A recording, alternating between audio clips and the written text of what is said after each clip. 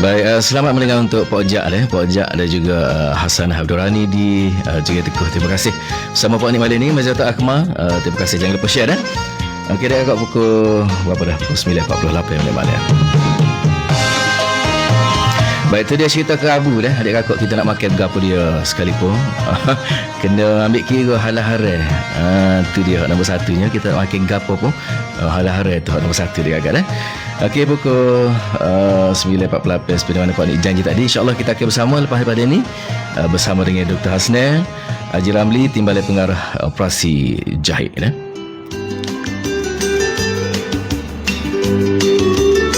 Allah Subhanahu wa Ta'ala telah berfirman, "Wahai sekalian manusia, makanlah dari apa yang ada di bumi yang halal lagi baik, dan janganlah kamu ikut jejak langkah syaitan, kerana sesungguhnya syaitan itu ialah musuh yang terang nyata bagi kamu." Surah Al-Baqarah ayat 168.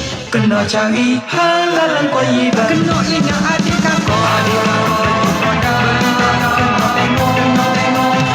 tengok dulu kat di kota. Assalamualaikum warahmatullahi wabarakatuh. Saya Ustaz Suratmi bin Mak Yusof, Pegawai Agama Jajahan Bacok. Jabat Agama Jajahan Bacok mengadakan Minggu Kempen Kesedaran Halal PKP 3.0 secara atas talian bermula 11 hingga 15 Julai 2021. Pelbagai pengisian kami laksanakan sepanjang program ini berlangsung. Malam ini anda akan bersama Dr. Hasnan bin Haji Ramli, Timbalan Pengarah Operasi Jabatan Hal Ehwal Agama Islam Negeri Kelantan, dan Ustaz Anwar Al-Sadat bin Haji Nur, Ketua Penolong Pengarah Bahagian Pengurusan Halal Jabatan Hal Ehwal Agama Islam Negeri Kelantan di Izaniza Radio Dakwah IT Kemah Molek. Ikuti temu bual bersama DJ Pak Nik untuk mengetahui tentang pengsijilan halal. Izaniza Radio Dakwah IT Kemah Molek. Peniaga dek usaha we, kena daftar CJ halal. Assalamualaikum. Nak gimana tu? Mari kak buat tarokas meta.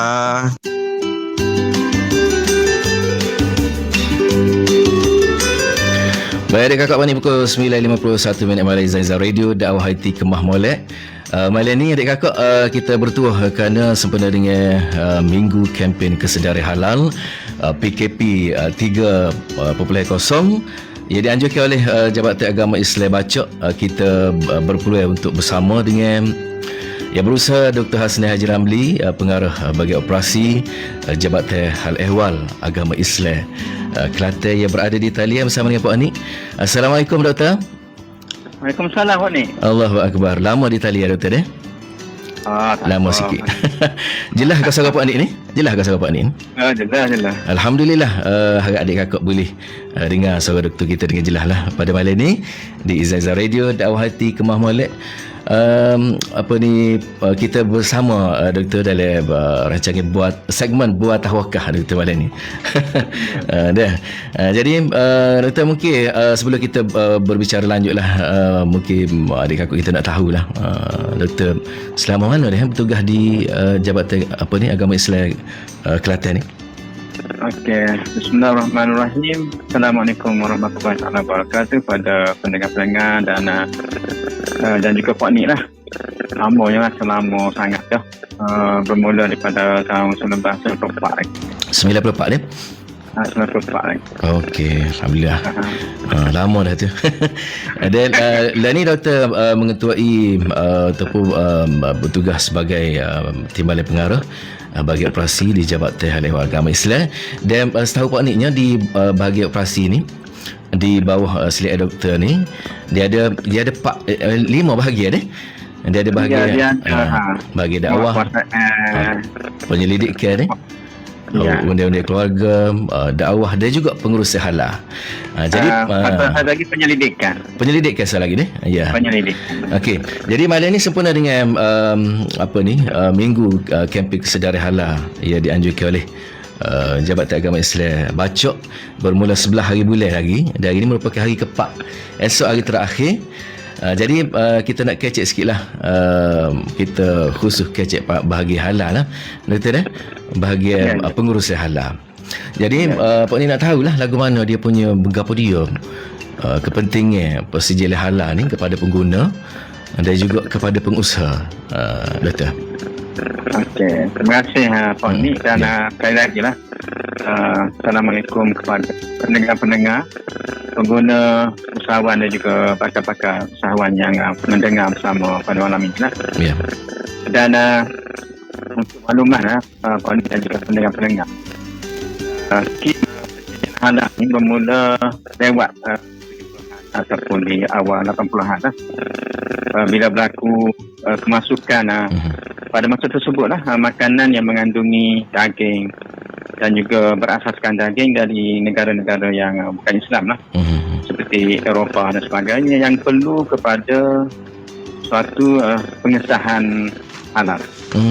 Dan dulunya Pak Ni, bukan seperti pada hari ini. Kali ini kita ada bentuk CJ dan juga logo. Ya. Dulu hanya dalam bentuk surat pengesahan bagi mengesahkan sesuatu barangan tersebut adalah halal lah. Kalau dululah. Dan ya, kalau dulu. Dan daripada situlah sejarahnya sehingga pada hari ini perkembangan pesat dalam persijilan halal, dan yang sudah tentu kita boleh nampak dah. Tujuan pensijilan halal ini adalah memastikan apa yang kita makan, minum, yang kita guna juga. Apa ni, kasut, apa ni, setengah tu ada baju, contohnya baju kulit. Tidak semestinya makan yang sajalah. Bukan. Yang kita pakai, yang kita guna, contohnya berus gigi, ubat gigi, dan sebagainya adalah halal dan baik, ataupun yang kita boleh simpulkan dalam satu bahasanya ialah halal dan thayyibat. Dan kekuatannya pensijilan halal ini adalah sebagai simbol jaminan kualiti yang berasaskan kepada hukum syarak, yang lebih menekankan kepada mutu produk, kesucian, keselamatan. Kerana halal ini bermaksud baik, berkhasiat, bersih, suci, selamat untuk dimakan dan juga diguna. Sebab itu katalah kalau ada barangan tersebut ada mengandungi racun misalnya, tidak terkeluar daripada maksud halal tadi, kerana ia boleh memberi mudarat pada kita semua. Dan halal ini pun lebih daripada itu dikenali sebenarnya di seluruh dunia. Di negara jiran kita ke, misalnya di Thailand ke, cuma mungkin sebutan berlainan lah. Kalau kita pergi Malaysia, mungkin orang Malaysia kata halal tu halal. Tapi kalau kita pergi di Europe, US sebagainya, kalau kita sebut halal tu semua kita tahu. Dan halal ini dimakan oleh Islam dan juga bukan Islam lah.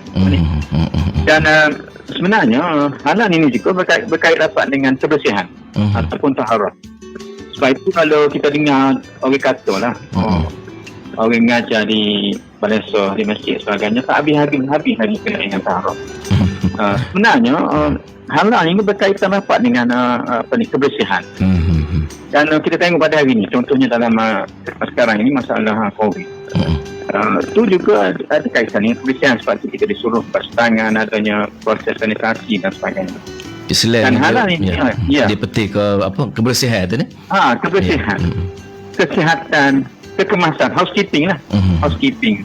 Itu dalam pemisahan, dan misalnya banyak perkara yang kita beri perhatian yang ada kaitan dengan, contohnya penggunaan air bersih, bahan ramuan, bahan buangan, contohnya sampah, pengurusan sisa-sisa buangan, sehingga kepada pengurusan bilik air, sanitasi, pengurusan rodent ataupun makhluk rosak dan sebagainya. Dan sehingga kepada penggunaan paip ataupun penyambungan paip air pun diberi perhatian. Begitu sekali halal ini mengambil berat dan membagi tujuan kepentingan kepada pengguna-pengguna, khususnya Islam dan juga bukan Islam lah. Dan malam ni oleh kerana kesempatan dengan mengapa ni pun jaga-jaga jumpa, amat lagi lah selain daripada halal ini boleh menambah keyakinan pengguna lah. Bila kita sebut produk tadi perkhidmatan sediakan ibadah halal, pasti penyampaian kebersihan, peraturan dan sebagainya melalui garis panduan tetap. Kalau kita pergi ke supermarket ataupun kita melancong dan sebagainya, yang bila kita nak pastikan suatu barangan tadi halal ataupun tidak, kita tengok kepada logo yang diperagakan pada bungkusan dan sebagainya. Pada masa tersebut kita tak boleh bertanya lah. Kita hanya melihat kepada logo-logo pada level sebagainya. di produk tu. Satu lagi kepentingan pensijilan halal. Dan yang ketiga ni Puan ni, dari sudut sumbangan sosial. Maknanya penggunaan sijil halal ini tidak sebagai suatu sumbangan sosial untuk menyediakan makanan halal bersih lagi suci kepada masyarakat, dan pada waktu yang sama pengusaha Islam telah menyempurnakan tuntutan fardu kifayah kepada umat Islam, khususnya dalam penyediaan makanan, minuman, barangan halal kepada masyarakat pengguna lah. Di samping itu, bagi kita di pihak berkuasa pula memudahkan untuk kita membuat pemantauan, kerana pemilik CJ halal ataupun logo halal ini, premis dan syarikat mesti sentiasa mematuhi garis panduan yang ditetapkan. Mereka juga perlu mendapat nasihat dan kepakaran daripada pihak kuasa agama berkaitan dengan kebersihan, kesucian, menempati piawan dunia dan juga peraturan Islam. Dan bagi di sudut pengusaha pula, kepentingan dia adalah CJ halal ini akan meningkatkan produktiviti syarikat, kerana logo ini telah dikenali dan sinonim dengan masyarakat Islam dan bukan Islam yang menjadi pengguna majoriti di Malaysia dan seluruh dunia. Keuntungan akan bertambah kepada pengusaha melalui tarikan jual beli pengguna yang telah yakin dengan produk dan perkhidmatan yang punya logo halal. Dan kalau hari ini bahasa moden, logo halal ini digunakan oleh pengusaha sebagai tools ataupun alat pemasaran untuk memenangi hati pengguna. Misalnya budu, kata budu. Katalah budu Puan ni dibuat di Kedah Lanat. Tapi orang Kedah Lanat kenal budu Puan ni. Bersih, suci, halal. Tapi macam mana kalau katalah budu Puan ni itu dijual di tempat lain. Lain pada Kedah Lanat. Luar di luar negeri, lain daripada Kelantan, ataupun diekspor ke seluruh dunia. Macam mana orang nak yakin dengan apa ni? Produk ni orang tak nampak. Tapi kalau ada CJ logo halal, ini memudahkan kepada usahawan khususnya, dan pengguna juga akan mendapat keuntungan ataupun akan mendapat kepentingan daripada CJ ataupun logo halal. Apa ni? Jadi panjang ke ni? Apa dia? Panjang. Comel dah tu. Comel jelas, kita nak suruh pendengar kita jelas. Okey, doktor, berapa dia yang dikatakan yang disahkan halal ni? Maksud dia kalau kata yang disahkan halal. Okey, gini Puan ni. Kalau dulu sekarang ni masyarakat pengguna dari pengusaha fahamlah. Kalau dulu banyak, kalau kita tengok di botol-botol di bungkusan sebagainya ditulis ditangguh halal, ataupun di restoran makanan orang Islam ditangguh halal. Itu lebih kepada pengusaha itu sendiri menyatakan bahawa barangannya adalah barangan halal. Semua orang boleh dakwa dah. Kalau tak ada cap tu, semua orang boleh dakwa halal dah. Macam anak kita lah ni, anak kita katalah kita kata anak kita dapat sudah A. Patut kita tanya macam mana kita buat anak kita sudah A. Kita kata kita periksa sendiri. Ketah dia. Nak mana? Itu maksudnya saya itulah yang bila kita sebut disahkan halal ini. Dan konteks halal lah, status halal yang diberikan kepada produk makanan, minuman, barangan gunaan telah melalui proses pensijilan yang ketat yang menjadikan produk makanan, minuman, barang gunaan itu benar-benar halal. Dan proses tersebut melalui pemeriksaan bahan mentah, pemprosesan, pembungkusan, amalan kebersihan, pelabelan, pengangkutan dan sebagainya yang mematuhi peraturan syarak yang berkaitan dengan halal yang telah ditetapkan oleh pihak berkuasa dan juga kerajaan. Dan dilakukan pula proses tadi pemeriksaan tadi dilakukan oleh badan yang diiktiraf. Dan kalau di Kelantan ini adalah Jabatan Al-Ihwan Agama Islam di Kelantan. Itu maksud barangan tadi disahkan halal, certified halal. Setakat ni sejauh mana pelibatan Bumi Putera dalam proses halal di peringkat nasional dan juga di peringkat negeri Kelantan, Doktor? Okey, di peringkat nasional lah, sebelum saya kecek info ni tadi, saya tanya dia punya pegawai-pegawai di Kuala Lumpur sana lah. Majoritinya di peringkat nasional ni, majoritinya 6 bumi. Tapi di Kelantan ini berbeza. Majoritinya dikuasai oleh Bumiputera lah. Banyak lagi kita. Cumanya banyak Bumiputera. Cumanya setakat ni di negeri Kelantan ni yang angka tertinggi yang telah mendapat CJ pengesahan halal ni sekitar 320 premis lah. Premis dan juga pengusaha lah. Kalau kita tengok dalam konteks negeri Kelantan ni, negeri Kelantan ni super nego. Ya. Macam-macam produk. Pelik-pelik lah kalau kita dengar aiskrim goreng. Tu macam mana aiskrim goreng, macam mana kalau kita akan fikir kat cair lah. Tapi nak ayat Kelantan ni kreatif ni. Dan angka-angka pun mungkin Amal tak boleh beri statistik tepat kan. Angka tu duduk di agensi lain lah. Tapi 320 ni tak pandai. Tak pandai dengan orang Kelantan ni yang ramai terlibat dalam perniagaan khususnya IKS. Ya. Sebab itu penting sekali lah pelibatan Bumiputera ni kerana halal ini yang merupakan barangan kegunaan harian dan digunakan oleh orang semua, Islam dan juga bukan Islam. Kalau kita tengok dalam bidang makanan dan minuman, ianya sangat penting dan nilai dagangannya juga sangat tinggi. Kalau kita tengok dalam ni dan juga pendengar sekalian, dalam musim PKP ni kita tengok makanan dan minuman masih menjadi keperluan utama. Ya. Kalau tak ada minyak, mungkin tak boleh naik kereta. Mungkin tak boleh pasal lampu di rumah misalnya. Tapi kalau tak ada makanan, tak ada minuman, kita akan menghadapi masalah. Sebab tu Amo sebut tadi, bidang ini adalah merupakan bidang yang penting. Dan banyak bidang selain daripada hak saya sebut tadi, contohnya daging. Sebagai misalnya kita import.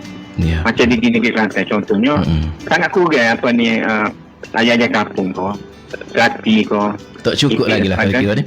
Yang setiap halal yang disahkan ada pengusaha tadi membuat perniagaan berasaskan kepada perkara-perkara yang saya sebut tadi. Dan kita di Jabatan Agama kalau misalnya kata ada lah pendengar-pendengar yang malam ni dan juga yang bakal-bakal usahawan ataupun usahawan tu, kalau ada berminat kalau tak tahu, tak silap. Tapi nak berminat untuk menjadi usahawan halal ni boleh mari ke Jabatan Agama. Boleh ke bahagian halal untuk bantuan lanjut. Kita harap supaya ramai lagi bumi ni di negeri Kelantan ni menyertai bidang ini yang bermaksud juga yang bermaksud kemakmuran ekonomi bagi kita. Okey doktor, sebelum ni kita ada beberapa isu lah berkait dengan persijilian halal ni. Tapi ia terbaru lah kita kata, kalau kita nak ulah panjang banyak lagi ni. Tapi yang terbaru kalau tak silap dalam bulan puasa ke bulan puasa gitu, kita timbul masalah daging import. Ia dikatakan diragui lah satu halal dia tu. Bagaimana cerita sebenar dan bagaimana pihak Jabatan Agama Islam kita berdepan dengan masalah ni? Okey. Ambonnya gini Pak, dan juga pendengar-pendengar yang beriman pada malam ini, ambonnya nak tengok dari sudut positif. Dan kita dengar sesuatu isu ni, kita kena pergi kepada positif. Sebenarnya isu ini memberi peluang pada kita. Contohnya import daging ni, kita banyak mengimport daripada luar. Jadi sepatutnya dengan isu yang timbul tadi menjadi suatu motivasi kepada pengusaha-pengusaha tempatan untuk mengusahakan bidang yang kita masih lagi bergantung ke banyak daripada import. Begitu juga dalam contohnya, selain pada ada beberapa tahun lepas berkenaan dengan ikan contoh. Kalau kita ambil di sudut positif, itulah peluang untuk kita menjadi pengusaha kepada perikanan halal misalnya. Jadi Amo tengok kau tu ni. Ya. Macam kau tu. Jadi sebagai isu yang berkaitan halal ni, kita ambil di sudut positif yang kita gunakan perkara yang negatif tadi, kita tukar kepada positif supaya kita boleh memberi sumbangan kepada masyarakat yang kita sebut, yang saya sebut tadi awal-awal tadi. Benda ni boleh memberi suatu kita boleh melaksanakan fardu kifayah tadi untuk menyelesaikan masalah yang kita hadapi. Kita kurang import daging, kita banyak hak tempatan ni. Ya. Okey, adik kakak masih lagi bersama dengan yang berusaha Dr. Hasnah Haji Ramli, Timbalan Pengarah Operasi Jabatan Hal Ehwal Agama Islam Kelantan, di Izan Radio, dan malam ini disambung siar ke Radio Suara Rakyat, Radio Kelantan kita, juga di page Jabatan Agama Islam Bacok. Dia punya kabarnya katanya siar juga di Kelate TV dah. Jadi sebagai terakhir lah, kalau boleh nak kecek panjang lagi dengan doktor kita ni. Ada suka Pak Nik malam ni boleh buat dengan doktor. Okey. Terakhirlah dalam pertemuan kita, sebab lepas ni kita ada sore lagi kita akan bersama di talian. Apa pesan dia doktor lah kepada pengguna kita, khasnya di negeri Kelantan kita ni? Okey, tadi yang sebelah hati berkenaan kepada pengusaha, ini kepada pengguna lah. Bertepatan dengan kempen kesedaran halal ini, saya menyerulah kepada kita semua sebagai pengguna, pastikan makanan kita, minuman kita, bahan gunaan kita adalah halal. Di samping kita periksa harga, biasanya orang ikut supermarket, pasar sebagainya, dan kita tengok harga. Berapa harga? Kita tengok juga tarikh luput. Kalau orang yang punya kesedaran, tarikh luput, sebab kalau dia luput takut menjadi masalah kepada kita dan lain-lain lagi. Pesan kepada kita pendengar-pendengar semua, jadikan satu amalan pada kita untuk memastikan barangan yang kita beli tadi halal ataupun sebaliknya. Dan kalau lah katalah halal Malaysia, sama ada dikeluarkan di Kelantan ataupun di negeri-negeri lain yang ada dalam director dalam directory halal Malaysia, ataupun ada juga yang mangi daripada luar negara. Tapi yang logo-logo luar negara ni ada juga yang badan-badan luar negara ni yang diiktiraf oleh kerajaan Malaysia. Jadikan ia sebagai suatu amanat untuk pastikan barangan tadi adalah merupakan barang halal ataupun bahan-bahan gunaan minuman dan sebagainya adalah halal, supaya kita dapat mematuhi peraturan-peraturan syarak dalam kita menjalani kehidupan kita seharian ni. Okey doktor, terima kasih banyak kerana sudi bersama dengan kami malam ni. Terima kasih. Tak puas hati lagi sebenarnya. Dah semula juga malam ni. Dah semula pula dah. Ya, sedap. Sikit tadi sedap. Dekir lagu berapa dah? Lagu khabu tak? Khabu. Sedap tadi. Galit dengar. Tu Pak Nik kata kita makan gapo khabu ke gapo, kita kena petik ke halal dia. Tu dah. Nombor satunya. Okey doktor, terima kasih banyak. InsyaAllah ada masa. Okey, terima kasih Pak Nik. Terima kasih. Jumpa lagi. Okey, Assalamualaikum warahmatullahi. Waalaikumsalam warahmatullahi. Assalamualaikum. Nak gimana tu? Mari buat tarokas meta. Yakin